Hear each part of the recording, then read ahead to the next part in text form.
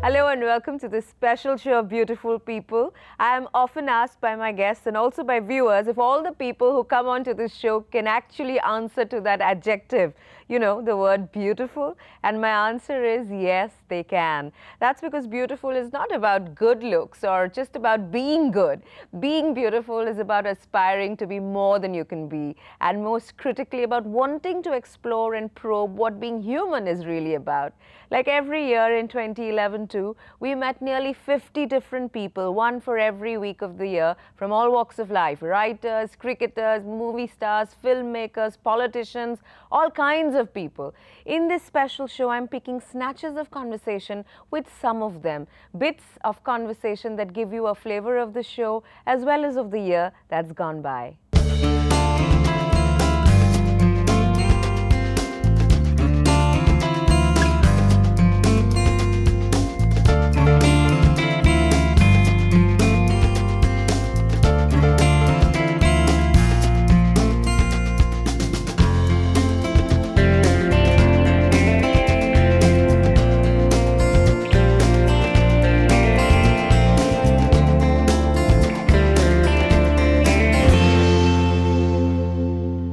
Now, 2011 will be remembered for being the World Cup year. The Indian cricket team delighted themselves and us by winning the ICC Cricket World Cup after 27 years and at home. One of the key people in that squad was Gautam Gambhir. Since then, he's had to cope with injury and has performed poorly in the test matches abroad, matches that he so badly wants to win. But with this guy, you know he'll keep trying. When you look at the performances during the World Cup, which one would you rate as your best? I mean, clearly that 97 will be special for obvious reasons. Is that the best? No, I think 50-something against Australia was very important. Even though you got run out in that Yeah. one. That's really funny and I lost my temper as well, Yeah, but that is yeah. something that you would end up losing, but it was such a crunch game and playing against Australia and getting run out, because that was a wicket which was a bit tough. It was not an easy wicket to bat on, and that stage when I went into bat was very crucial. So whenever you get runs against the team like Australia, it gives you a lot of happiness and a lot of joy. So that 50 against Australia was very important and very close. Now, during the World Cup, one of cricket's legends was in India. His sporting prowess, his sex appeal and lifestyle in his heydays made him the object of our collective lust and envy even. Still very sexy, the Imran Khan I met had just one thing on his mind: politics and his role in steering Pakistan's future. Will Pakistan's charismatic and successful cricket captain lead Pakistan one day? Well, he can't see why not. For 16 years now, you have been in Pakistani politics. Your party, Tehreek-e-Insaf, I think the last elections you all boycotted. The two before that, you had one MP. In 1996, you had none, which is when it was the first elections. There is a lot of respect, there is a lot of admiration for you, yet it's not translating into electoral support, or you're not participating, right? No. Why is that? First election party was 5 months old. Right, okay. So they had no organization. We participated to learn because we brought in new people. Second election party was 5 years old. We supported Musharraf, and we're the only party which was offered to join his coalition in a rigged election, which pulled out and said no, we weren't going to support him. So fell between two stools, got one seat. For the last 9 years, we haven't contested an election, and the party has changed completely. In the last election, if you look at the opinion polls, we were the third, number 3 party in Pakistan. In a coalition, we would have pulled in seats. Now is the Tehreek-e-Insaf is the idea whose time has come. And what you will see is a massive vote for Tehreek-e-Insaf, because the young people, you go to any university now, any young So we're people, talking about 2012, 13. or it could be before, because the government is crumbling. But in the youth now, which is 70% of Pakistan is below the age of 30, Tehreek-e-Insaf is the number 1 party. You're optimistic that it will happen the way you're seeing it, imagining it today. Not just optimistic. I'm telling people, if they are the gambling types, put money on Tehreek-e-Insaf, because this is the party who's going to win. Okay, so the World Cup is over. We can try here. No, but more seriously, in the last World Cup I played, I never told anyone to vote to put money on Tehreek-e-Insaf. I mean my Pakistan team. But the last World Cup which I went to play, I told everyone to put money on us, and at one point we were 50-1 to win the World Cup. And I kept telling people that you'll make a lot of money, put money on us. They still regret not putting money on us. Now, sandwiched in between the World Cup and the IPL was an anti-corruption protest organized by a few people. What seemed to start out as a small SMS-led protest snowballed into the biggest political drama of the year. It got people talking about lawmaking.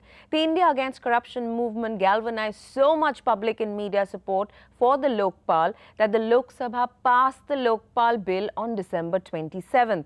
Of course, that doesn't mean we have a Lokpal. You know what happened in the Rajya Sabha subsequently. Anyway, the core members of the IAC gave India a new set of heroes, or at least people to look up to. There are many who question their alleged political affiliations and methods, and they would say that these are villains.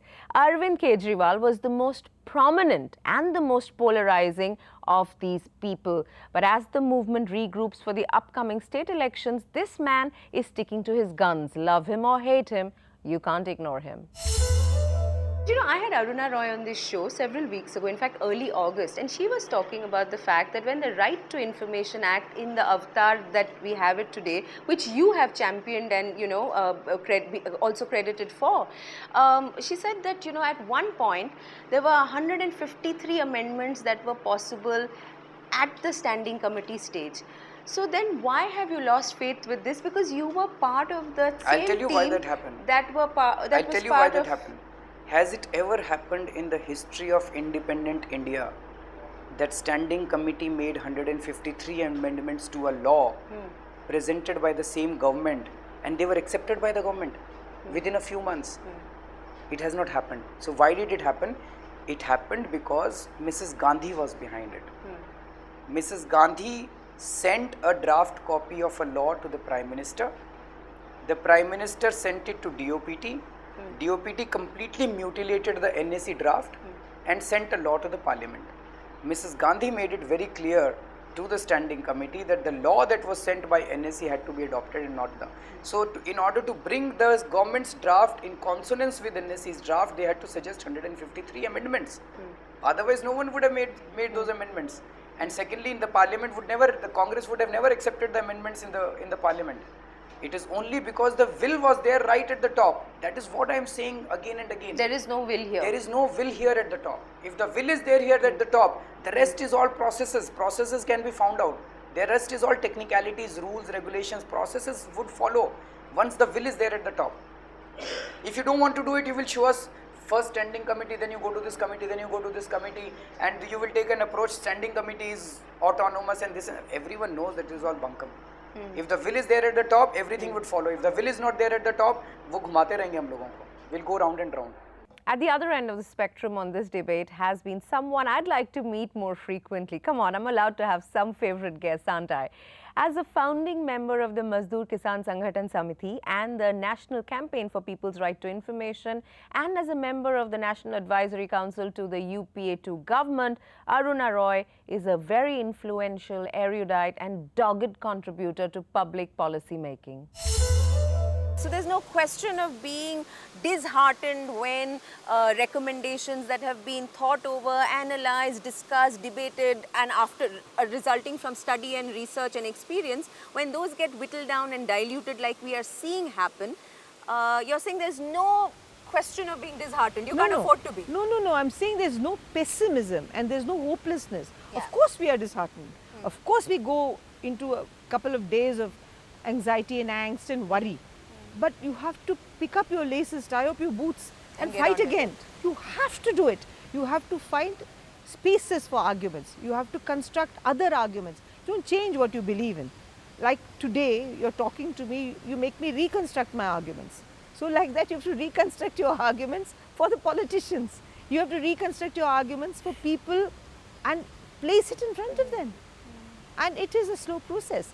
But that process is a lasting process.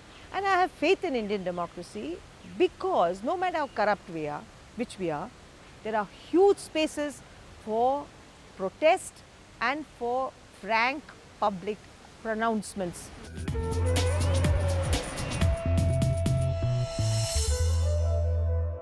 Welcome back. You're watching a special show, Beautiful People. All that talk about getting rid of corruption that dominated the headlines in 2011 started with the huge scams that broke in 2010, whether it was the Commonwealth Games scam, the 2G scam, the Adarsh Society scam, and so many more. In what has been unprecedented, the rich, powerful, and influential, from ministers to MPs and businessmen, all landed in jail. While many are out on bail, there are many who are still in Tihar. If the trials end up convicting even a few of them, it will be unprecedented in our nation's history. A man who can take some satisfaction from this state of affairs, if not some outright credit, is a maverick politician. Ladies and gentlemen, Subramaniam Swamy. You know, on the Janata Party website, and people are familiar that you've been doing this for a long time now, this "Do you know Sonia Gandhi?" and all these accusations about Sonia Gandhi, her family, her ties. Do you feel sometimes that some issues like this, and this is an example in that direction, have done a disservice to what you could achieve and the influence you could wield? No. See, it's a distraction from the good work that you may be doing. If I expose Sonia Gandhi, all her supporters are going to oppose me. They're going to say 1,000 things.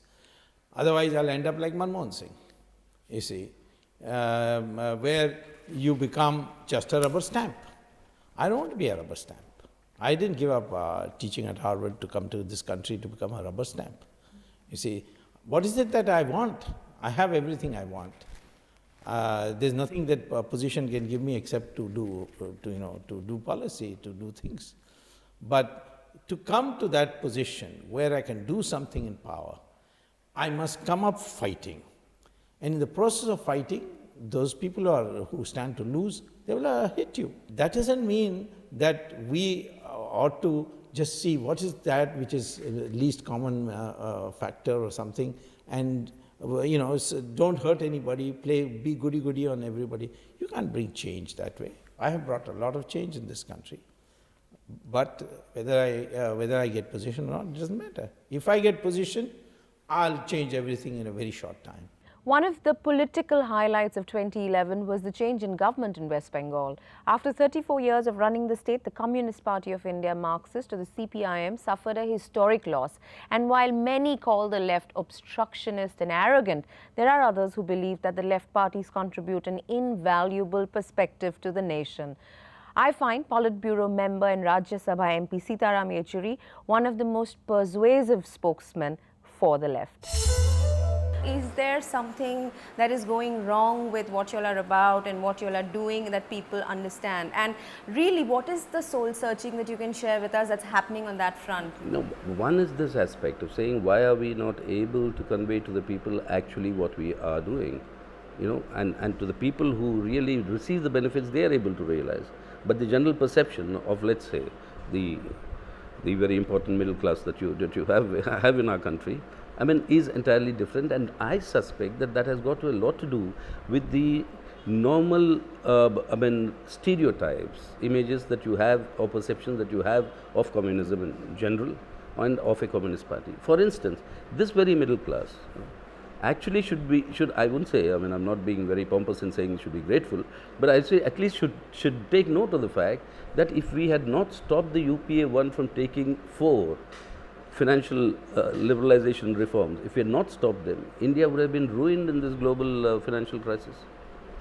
Your banking reform, your insurance reform, your privatization of your pension funds, and your convertibility of the rupee. The viewers of CNBC hold it against you. Why? Tell them they are saved, otherwise they would have all been ruined.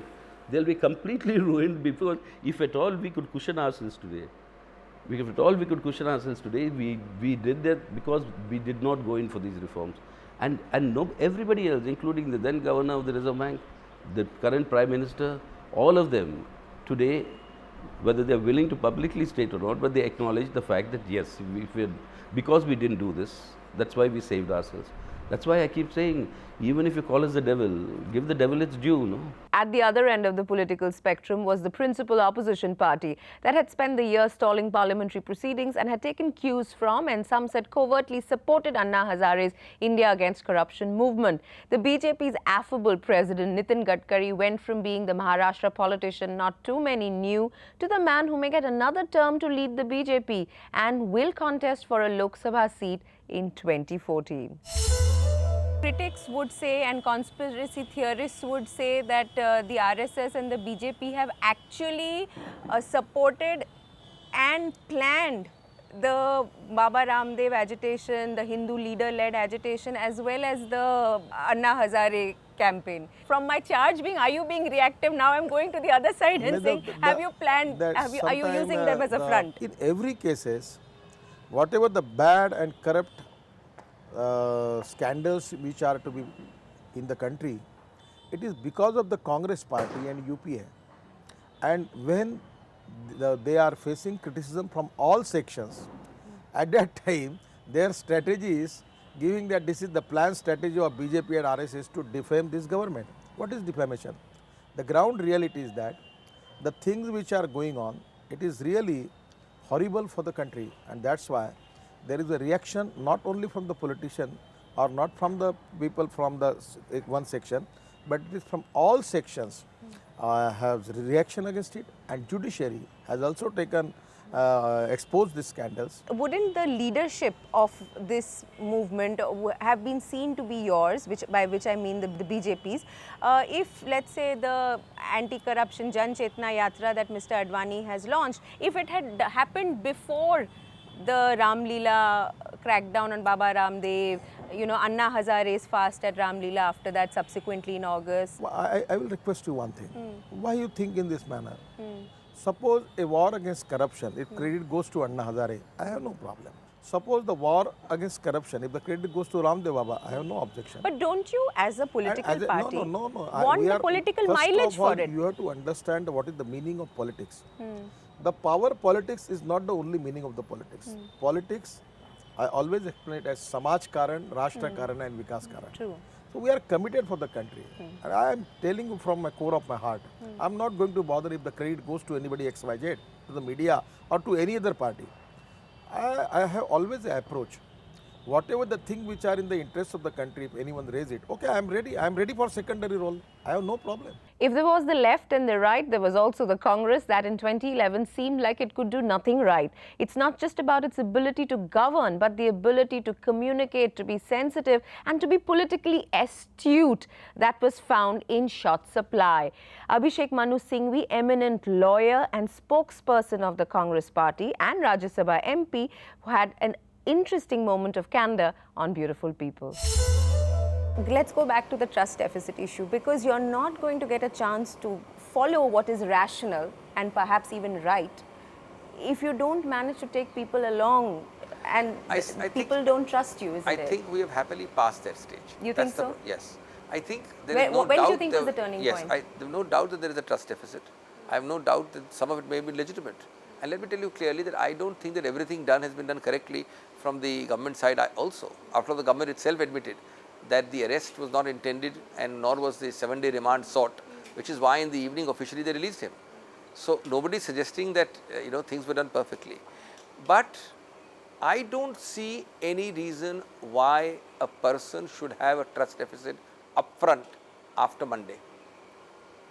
After all, he's not your Prime Minister, he's not my Prime Minister, he's the nation's Prime Minister. A Prime Minister speaks for every citizen of India. If he gets up and writes a letter and says, look, we are doing this, then he again 2 days ago says that we are likely to bring it in Parliament. Then he says, look, although we are not supposed to do it, but we'll try to debate it in Parliament, there has to be a quietus sometime.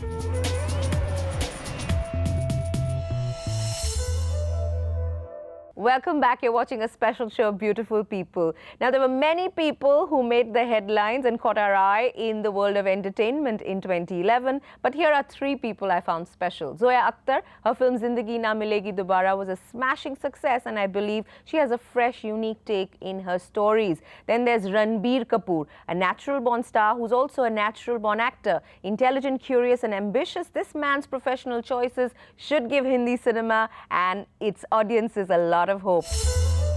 I've heard you say loudly, clearly, and you know, without making any bones, that you want to be the biggest star and the best actor possible. But having said to that- be the biggest star, you need to play by what rules that stardom I requires, don't think isn't so. it? I don't think so. Like I said earlier, I don't want to follow some other superstar's path to success.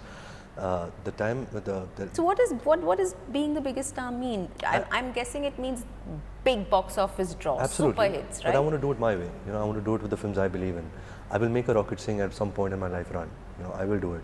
I have to have that conviction. I have to have that body of work. I have to have those many years in this film industry. But So you're going to take us, the viewer and the audience, the way you want to go. the way I want to do it. I'm not saying I'm here to change the film industry. yeah. I'm here to give moralistic opinions and values through my movies. What I believe in, I will do those kind of films. I will not kind of sell myself. See, money has never been my drive. I've grown up with money. My drive has been... And you're now getting what? 10 crores, 15 crores? I mean, that's whatever for a film. It doesn't matter. You Crazy know, amounts it doesn't of money, matter right? because I'm not materialistic. I Yeah. don't want to buy a jet plane. Yeah. I'm very happy with the cotton cover pillow that I have. I don't want it to be silk. For me, But you have a sports car. yeah, but that came out of Tashan because my father had a sports car when he was 28. So it was one of those things. But like I So said, it's checked off. the list. it's marked off. But I guess that was the only expensive thing that I had to buy in my life. I'm good now. A house, I guess that's important. Coming back to my point, so my drive is to do good work. You know, I come from a family who's been contributing for 80 years.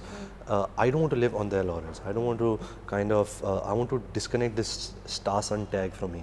I want to make an individual name for myself. I want people to recognize me for my work, for my movies. And finally, there was this man who gave the decade of the 80s its oral moorings and got a chance to show us he could still sing a hit song. He was generous with his time and completely original in his take on his life.